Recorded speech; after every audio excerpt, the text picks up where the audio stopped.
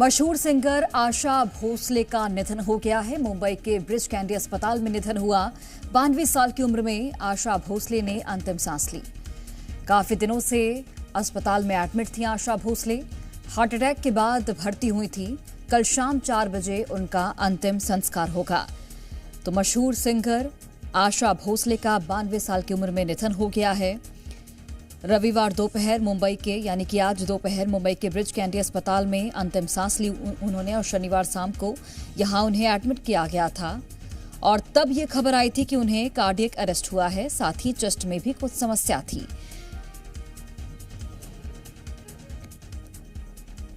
आशा भोसले अब हमारे बीच नहीं रही। मुंबई के ब्रिज कैंडी अस्पताल में उनका निधन हुआ। 92 साल की उम्र में निधन हुआ है। कल शाम 4 बजे अंतिम संस्कार होगा। तो पूरे ही बॉलीवुड जगत में शोक की लहर है। एक मशहूर सिंगर आशा भोसले अब हमारे बीच नहीं रही। आशा भोसले ने अपने करियर में करीब 12,000 से ज्यादा गाने गाए हैं।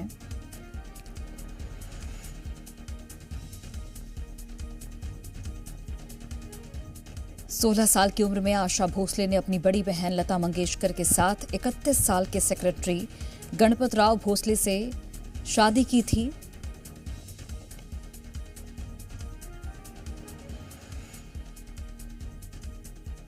आशा भोसले की दूसरी शादी संगीतकार आर.डी. बर्मन से हुई थी और दोनों की पहली मुलाकात 1956 में हुई थी।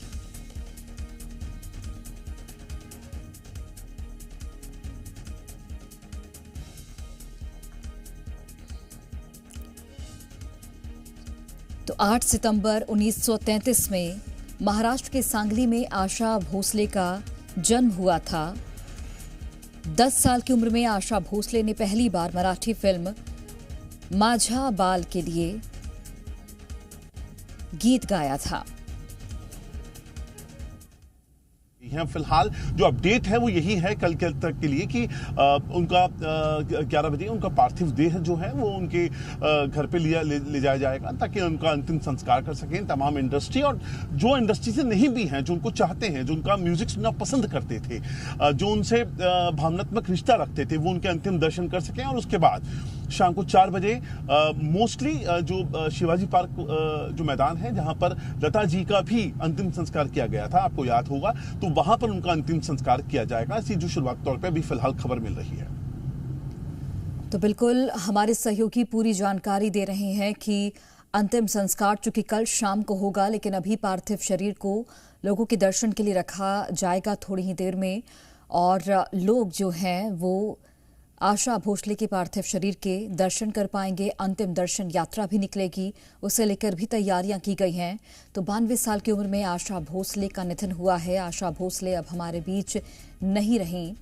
मुंबई के ब्रिज कैंडी अस्पताल एस.डी. बर्मन से लेके आर.डी. बर्मन से लेके तमाम ऐसे बड़े जो संगीतकार हैं उनके साथ काम किया है। 60-70 के दशक से लेके अभी तक उन्होंने अपनी जो आवाज़ है उससे भारतीय फिल्मों को, भारतीय दर्शकों को उन्होंने एक म्यूजिक का एक अलग अंदाज पेश किया गया। जब एक टिपिकल एक म्यूजिक की एक परिभाषा हुआ करती थी, वहां पर अपनी आवाज़ में चुलबुलाहट लाकर जो उन्होंने संगीत को एक नई आयाम दिए थे, वो कहीं ना कहीं हमारे जहन में जिंदगी भर बैठे रहेंगे। और जब तक उनकी आवाज़ है, उनके गाने हैं, आप आशा भोसले को मना नहीं, आप भूल नहीं सकते हैं। ये बात वो तय करके गई है।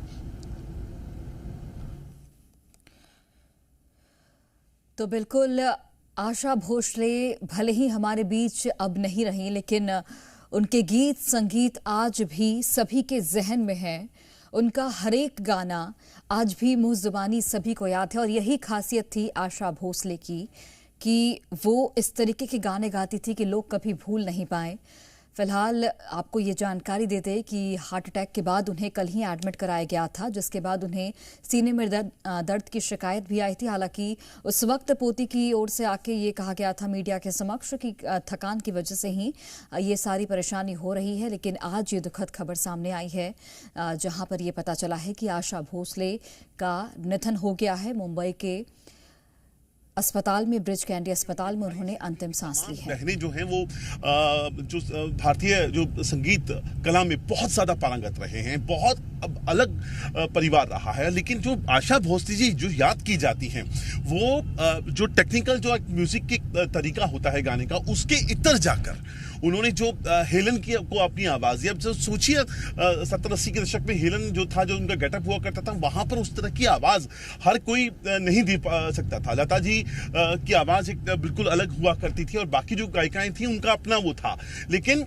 फिल्म की जरूरत के हिसाब से दर्शकों के देखने का अनुभव को बढ़ाने के लिए जिस तरह का म्यूजिक चाहिए था और उस पर जिस तरह की आवाज चाहिए थी, जिस तरह का चुलबुलापन, चंचलता उस आवाज में होनी चाहिए थी, जैसे ठुमके, जिसके आवाज में कहते हैं ठुमके लगाना, कई बार हम बोलचाल की भाषा में बोल जाते हैं, वो जो उन्होंने लगाए हैं अपनी आवाज के साथ, तो वो बहुत अहम हो जाता है। कई बार हमने उनको देखा है जब जज किया करती थी कई सारे रियलिटी शोज को लेकर, तो जो नए सिंगर्स हुआ करते थे तो वो बताया करती थी अपने रियल टाइम अनुभव कि कैसे इस गाने को अलग बनाया जा सकता है, उसका मूड कैसा है और उस मूड के हिसाब से अपनी आवाज में किस तरह का नयापन लाया जा सकता है ताकि वो सुनने में उनका अनुभव बेहतर हो। तो ऐसी तमाम बातें हैं। मैं बता जो सोशल मीडिया पे इस वक्त उनके लगातार कई सारे इंटरव्यूज हैं, कई रियलिटी शोज में वो आई, जब आप उनको देखते हैं, उनको सुनते हैं, तो अपने आप में वो एक क्लास है, अपने आप में एक यूनिवर्सिटी है, जिनको सुनकर आप अपने आप को वहां पर तैयार कर सकते हैं एक सिंगर के तौर पर। तो सुरों की मलिका, दिग्गज सिंगर आशा भोसले अब हमारे बीच नहीं है, लेकिन जैसा कि हमारे सहयोगी भी बता रहे हैं कि उनकी आवाज़ में एक जादू सा था, एक चंचलता थी, एक खनक थी आवाज़ में जो सभी को आकर्षित करती थी। और उस दौर में इस तरीके के जो आवाज़ में गाना गाना वो काफ़ी महत्वपूर्ण था, काफ़ी बड़ी बात थी, क्योंकि एक टिपिकल सिंगिंग उस दौर में चल रही थी, लेकिन आशा भोसले ने एक फ्रेशनेस सी लाई थी उस दौर में। उधर देखिए जिस तरह के वो गाने बनाया करते थे और अचानक से जो उनके बेटे हैं आर डी बर्मन, जिनके साथ उनकी शादी हुई, उनका अपना एक अलग अंदाज हुआ करता था। उसके बाद जो यंग 90 के दशक में जो जितने भी संगीतकार आए, चाहे नदीम श्रवण हुए और चाहे आनंद श्रीवास्तव हुए, आप देखिए, आप इन्होंने अलग अलग लोगों के साथ एक्सपेरिमेंट करती गई और हर पीढ़ी के हिसाब से अपनी आवाज और अपनी गायकी को वो बदलती चली गई। आपको याद होगा बहुत सारी फिल्म कंपनी का उनका जो सॉन्ग है वो आज भी जब लोग सुनते हैं तो लगता नहीं है कि इतनी उम्र दराज आशा भोसले अपनी आवाज दे रही है इतनी यंग नायिका के ऊपर। तो मशहूर सिंगर आशा भोसले का निधन, नहीं रही आशा भोसले और आशा ताई, इन्हें लोग कहते थे 92 साल की उम्र में इनका निधन हुआ। और अब से थोड़ी ही देर पहले ये दुखद खबर सामने आई है, जहां मुंबई के ब्रिज कैंडी अस्पताल में आशा भोसले ने अंतिम सांस ली। कल उनकी तबीयत खराब हुई थी, जिसके बाद उन्हें अस्पताल में एडमिट कराया गया था। आशा भोसले के निधन से पूरे भारतवर्ष में शोक की लहर है, खासकर बॉलीवुड इंडस्ट्री में लोग शोकजदा हैं।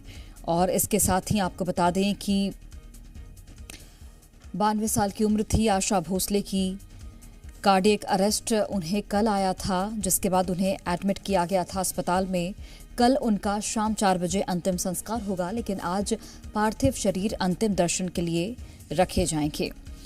तो इंडस्ट्री में मातम पसर गया है, सेलेब्स और फैंस की आंखें नम है और दिल भारी है, क्योंकि किसी के लिए भी यकीन कर पाना मुश्किल है कि अब आशा ताई हमारे बीच नहीं रही।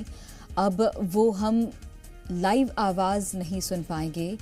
जो खनकती आवाज़ थी आशा ताई की पहचान, वो अब हमारे कानों में बेशक गूंजेंगी, क्योंकि आशा ताई के गाने हमेशा हमारे जहन में ज़िंदा रहेंगे। लेकिन जो लाइव हम आशा ताई को कई बार मीडिया के समक्ष अपनी पोती के साथ देख पाते थे, वो अब कहीं ना कहीं नहीं देख पाएंगे, जो एक दुखद खबर है। और मुंबई के ब्रिज कैंडी अस्पताल में उन्होंने अंतिम सांस ली है।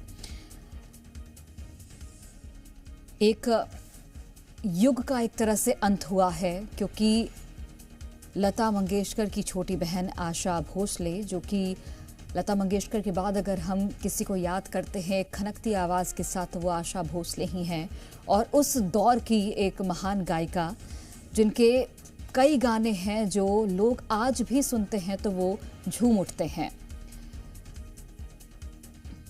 कल शाम 4 बजे आशा भोसले का अंतिम संस्कार होगा। अपनी पोती से बेहद करीबी बॉन्ड शेयर करती थी, और जब कल भी उन्हें अस्पताल में एडमिट कराया गया था, तब उनकी पोती ने अपने सोशल मीडिया अकाउंट से ये जानकारी दी थी कि जो उनकी दादी हैं वो थोड़ी सी थकान की वजह से एग्जॉस्टेड हैं और इस वजह से उन्हें अस्पताल में एडमिट कराया गया। लेकिन आज ये दुखद खबर ज़रूर सामने आई है। मुंबई के ब्रिज कैंडी अस्पताल में आशा भोसले का निधन हुआ। आशा भोसले ने अंतिम सांस ली है।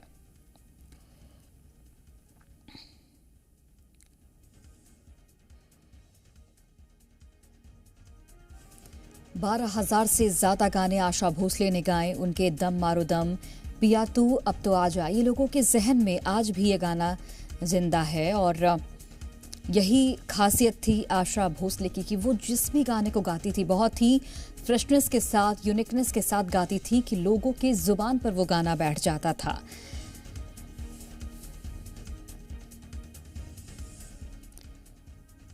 सिर्फ 9 साल की थी आशा ताई जब उनके पिता का निधन हो गया था और यही वजह थी कि उन्होंने अपनी बहन लता मंगेशकर के साथ मिलकर परिवार को सपोर्ट करने के लिए सिंगिंग बहुत ही कम उम्र में शुरू कर दी थी। 16 साल की उम्र में आशा भोसले ने बड़ी बहन लता के 31 साल के सेक्रेटरी गणपतराव भोसले से शादी की थी, लेकिन ये शादी ज़्यादा दिन चल नहीं पाई। दूसरी शादी आशा भोसले ने संगीतकार आर.डी. बर्मन से की थी।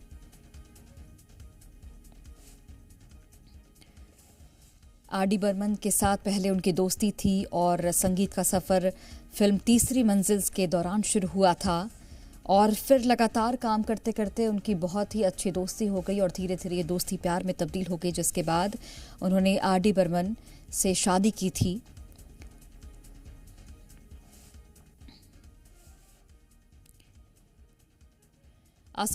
आशा भोसले ने 50 से 90 के दशक के बीच ओपी नैयर, आर.डी. बर्मन, खयाम और बप्पी लहरी जैसे कई संगीतकार के साथ काम किया था और कई सदाबहार गाने आशा भोसले ने गाए अपने करियर में। हालांकि अब आशा भोसले हमारे बीच जरूर नहीं है, लेकिन उनके गाने आज भी हमारे बीच हैं।